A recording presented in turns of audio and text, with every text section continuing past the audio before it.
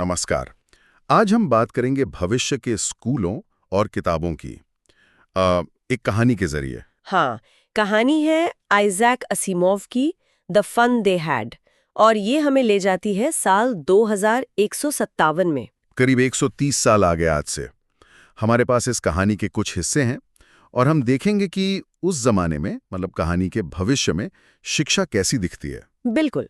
और मकसद सिर्फ कहानी देखना नहीं है, बल्कि सोचना है कि तकनीक और पढ़ाई का रिश्ता कैसा हो सकता है। हम कहानी के भविष्य की तुलना करेंगे उसी कहानी में बताए गए पुराने जमाने से। हाँ, जो शायद हमारा आज का दौर हो। तो देखते हैं कि जब स्कूल और किताबें बदल जाती हैं तो क्या होता है, और जिसे कहानी मजा कह रही है वो असल में है क्या। चलिए शुरू करते हैं।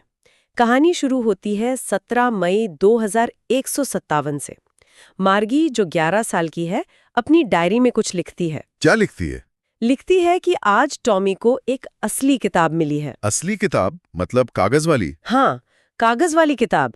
सोचिए उनके लिए कितनी बड़ी बात होगी। सही बात है। मार्गी को याद भी आता है कि उसके दादाजी ने बताया था कि उनके दादाजी के जमाने में कहानियां कागज पर छपती थीं। तो ये तो उनके लिए एकदम इतिहास की बात हो गई। बिल्कुल। और किताब भी कोई नई नहीं थी, पन्ने पीले पड़ चुके थे, थोड़े मूढ़े तुड़े, मतलब क्रिंकली थे। हाँ। और सबसे अजीब बात क्या लगी उन्हें? के शब्द हिलते नहीं थे, स्क्रीन की तरह नहीं, वो एक जगह रुके रहते थे। अच्छा, हाँ, ये तो उनके लिए बहुत अलग होगा। और जब पन्ने पलटकर वापस गए तो शब्द वहीं के वहीं थे। टॉमी का क्या कहना था इस पर? टॉमी तो 13 साल का है, थोड़ा बड़ा। उसे लगा ये तो सरासर बर्बादी है। बर्बादी? क्यों? उसका कहना था कि ऐसी किताब पढ़ने के बाद फेंकनी पड़ती होगी, जबकि उसकी जो टेली बुक है, मतलब टीवी स्क्रीन जैसी। हाँ, उस पर तो लाखों किताबें आ सकती हैं और नई डाल भी सकते हैं। उसे वो कभी नहीं फेंकेगा। ये एक नजरिया दिखाता है फ्यूचर का। फिजिकल चीजों की कोई कद्र नहीं, सब कुछ डिजिटल। बिल्कुल। मार्गी भी उससे सहमत थी, हालांकि उसने उतनी टेलीबुक्स नहीं देखी थी जितनी टॉमी ने। और ये किताब मिली कहाँ थी? टॉमी ने बस लापरवाही से अटारी की तरफ इशारा कर दिया, वो तो पढ़ने में लगा हुआ था। किस बारे में थी किताब? स्कूल के बारे में। स्कूल? और मार्गी का रिएक्शन? उसे तो स्कूल पसंद नहीं था, है ना? बिल्कुल नहीं। कहानी कहती है मार्गी वॉज स्कॉर्नफुल। स्कूल? उसे स्कूल से सख्त नफरत थी, उन दिनों कुछ ज्यादा ही। क्यों, क्या हुआ था? वजह थी उसका मैकेनिकल टीचर। हाँ, यहाँ हमें पता चलता है कि टीचर इंसान नहीं, मशीनें हैं। हाँ, एक बड़ी सी काली भद्दी सी मशीन, एक स्क्रीन लगी थी उस पर। वही पाठ पढ़ाती थी, सवाल पूछती थी। और मार्गी क्यों नफरत कर रही थी उससे ज्यादा? क्योंकि वो भूगोल में बार बार खराब कर रही थी, टेस्ट के बाद टेस्ट, और वो बुरा करती जा रही थी। ओह, तो फिर क्या हुआ? उसकी माँ परेशान हो गई। उन्होंने फिर काउंटी इंस्पेक्टर को बुलाया। अच्छा, मतलब इन मशीनों के लिए भी इंस्पेक्टर होते थे? हाँ, सिस्टम ऑटोमेटेड था पर बिगड़ता भी था, और उसे ठीक करने वाले एक्सपर्ट भी थे। लेकिन मार्गी को सबसे ज्यादा चिढ़ किस बात से थी? वो स्लॉट, जहां उसे होमवर्क और टेस्ट पेपर डालने पड़ते थे। हाँ, वो पंच कोड वाला सिस्टम। उसे वो कोड भाषा सीखनी पड़ी थी जब वो 6 साल की थी। जी। और मशीन तुरंत नंबर भी बता देती थी, एकदम झटपट। एफिशिएंसी तो बहुत थी, पर वो मानवीय स्पर्श गायब था शायद। यही तो सवाल है। खैर, फिर वो काउंटी इंस्पेक्टर आया, गोल मटोल सा, लाल चेहरे वाला छोटा आदमी। और उसके पास औजारों का बक्सा था। हाँ, वो मार्गी को देखकर मुस्कुराया, उसे एक सेब भी दिया, शायद माहौल ठीक करने के लिए। और फिर टीचर को खोल दिया, पुर्जा पुर्जा अलग। और मार्गी क्या सोच रही थी तब? वो तो मन ही मन उम्मीद कर रही थी कि ये इंस्पेक्टर से दोबारा जोड़ ही ना पाए। मतलब उसे छट्टी मिल जाती। हाँ, वो उस मशीन से इतनी तंग थी, उसे लगा शायद टीचर को ले जाएंगे, जैसे एक बार टॉमी का इतिहास का टीचर ले गए थे। क्यों, क्या हुआ था उसके टीचर को? उसका तो इतिहास का पूरा सेक्टर ही खाली हो गया था। ओह। तो वो पूरे 1 महीने के लिए चला गया था। ओहो।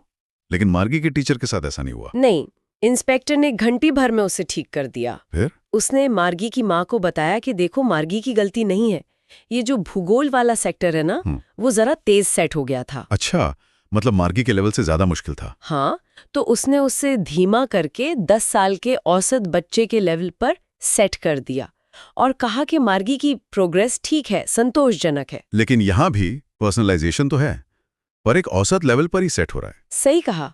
और मार्गी तो निराश हो गई, उसे लगा था छुट्टी मिलेगी, पर मिली नहीं। इसी झुंझलाहट में उसने टॉमी से पूछा होगा कि कोई स्कूल के बारे में क्यों लिखेगा। हाँ बिल्कुल, उसके लिए तो स्कूल इतनी बोरिंग चीज थी कि उस पर किताब लिखना ही अजीब था। यहीं से फिर पुराने और नए स्कूलों की बात शुरू होती है। हाँ, टॉमी थोड़ा जानकार था।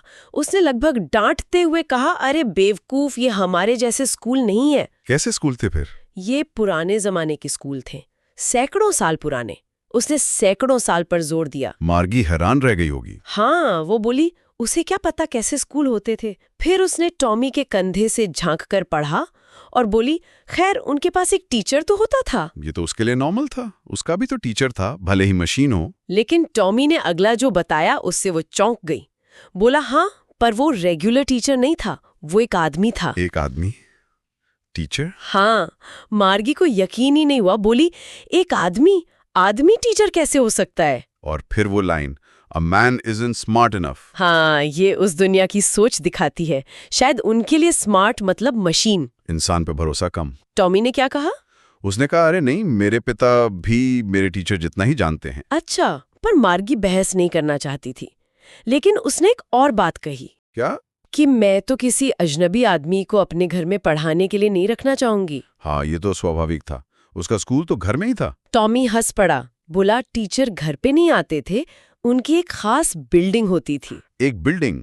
स्कूल की? हाँ, और सारे बच्चे वहीं जाते थे। ये तो मार्गी के लिए एकदम नई कल्पना थी, एक जगह जहां सब बच्चे जाते हों।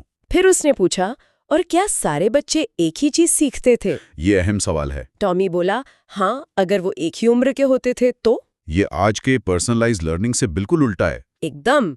और यहीं पर मार्गी अपनी माँ की बात दोहराती है। क्या कहती है उसकी माँ? वो कहती है कि टीचर को तो हर लड़के और लड़की के दिमाग के हिसाब से एडजस्ट करना पड़ता है, हर बच्चे को अलग तरह से पढ़ाना होता है। ये भविष्य का मंत्र है, इंडिविजुअल लर्निंग। जबकि पुराना तरीका क्या था? मानकीकृत, एक उम्र के सब बच्चे एक साथ एक चीज। आज भी ये बहस चलती है, पर्सनलाइजेशन कितना और सामूहिक शिक्षा के क्या फायदे। बिल्कुल।